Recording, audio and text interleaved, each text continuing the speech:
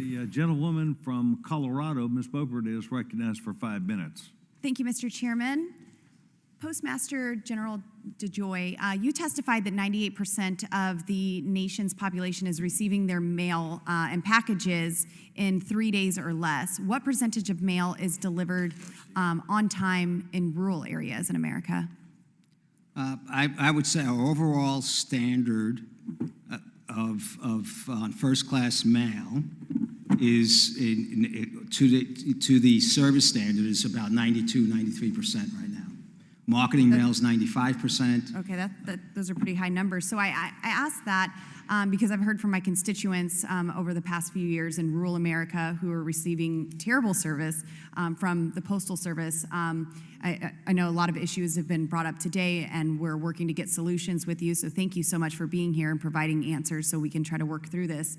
But the struggles that we're seeing are veterans and seniors not receiving important prescriptions in a timely manner.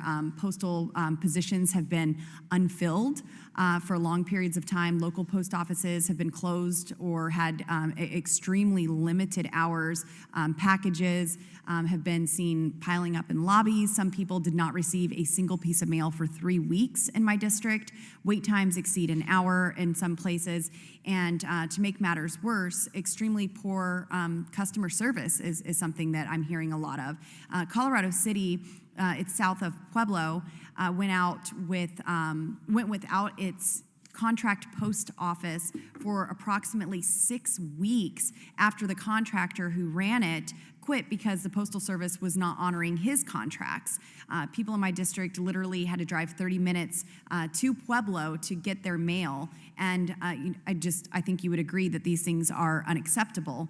Now, Postmaster General DeJoy, an estimated 15,000 rural pharmacies were forced out of the Department of Defense Health Agency's Cigna Express Scripts reimbursement plan, and this has caused rural veterans across Colorado's 3rd District to rely solely on the Postal Service to receive their prescriptions. This has caused veterans to go without these prescriptions, most of which are necessary for the quality of their life, for upwards of weeks, and due to the delay in this delivery. Now, this is not only happening in our rural areas such as Cortez, Los Animas, Del Norte, Meeker, Rangeley, and just about all of these mountain communities, but it is even happening in major populated areas such as Grand Junction, Colorado, and in Pueblo, as mentioned. What steps are you taking to ensure that Postal Service no longer leaves our veterans going weeks without important quality of life prescriptions?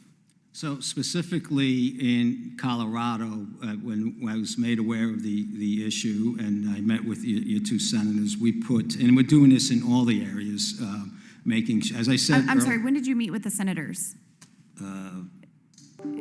If that's something you could recall. A month ago. Okay. 2 months ago. Okay. But it really was from the January and beginning of February activity that was out there. I put a SWAT team out into the area, and we put 12 or 13, moved 12 or 13 carriers up. We reestablished contracts, highway contracts in the area. We put additional management in I think 8 or 9 different locations around the mountain area, and we got the service flowing back on time. And as I said earlier,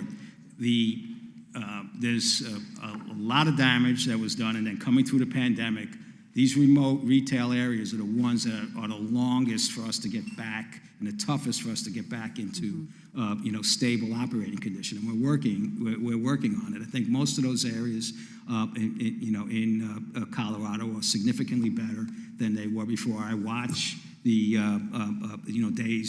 days to deliver missed mail to delivery points and so forth. So I think, have you had any recent?